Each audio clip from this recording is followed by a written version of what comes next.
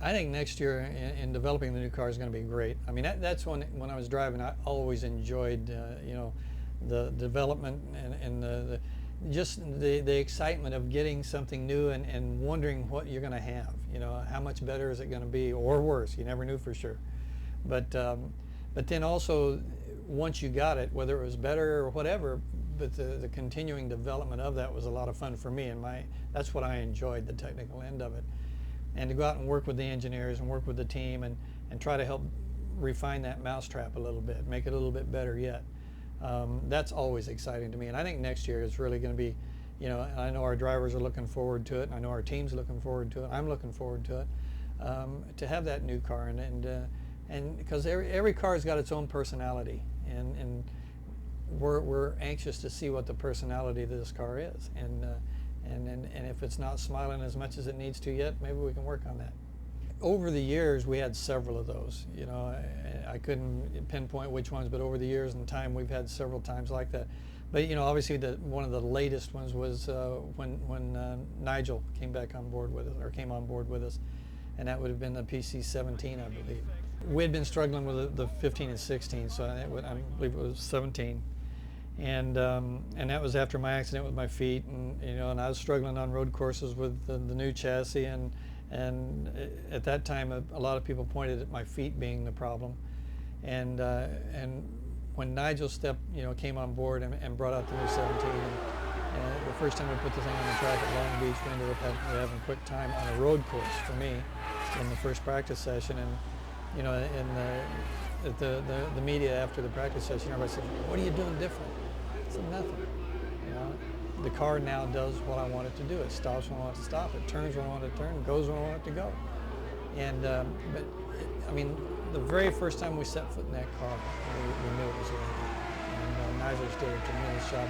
I mean, the years after that too, the cars were just.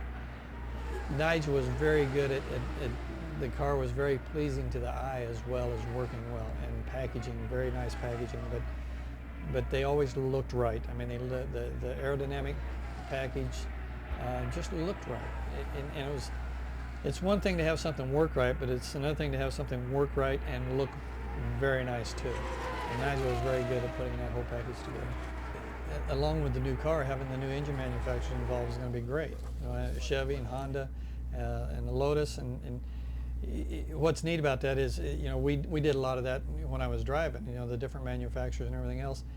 But it was always amazing, with different chassis manufacturers, different engine manufacturers and everything, still how close the times would be, with all different combinations of the above, and still it just shows, how difficult this industry is and how close they would all still run. So I think, looking forward to having that out there. I think the fans are going to love it, being able to have and identify with different manufacturers. To me, a tire war, there's always good and bad with anything and everything. But to me, the tire wars, it can become a little more dangerous, as far as things go, because now you have to start stressing a tire to its limits, and sometimes you start taking them beyond their limits, and to try to get the advantage over your competition. And when you do that, it's one thing, you're stressing, you got your engine manufacturers competing against each other, and you start stressing those. Well, when an engine blows up, a lot of times you just blitz and slow down, But when tires blow, you end up hitting something very hard. And so, when you get a tire war going, it just gets easier to get into that stage to where you start having a problem, not by anybody meaning to, obviously.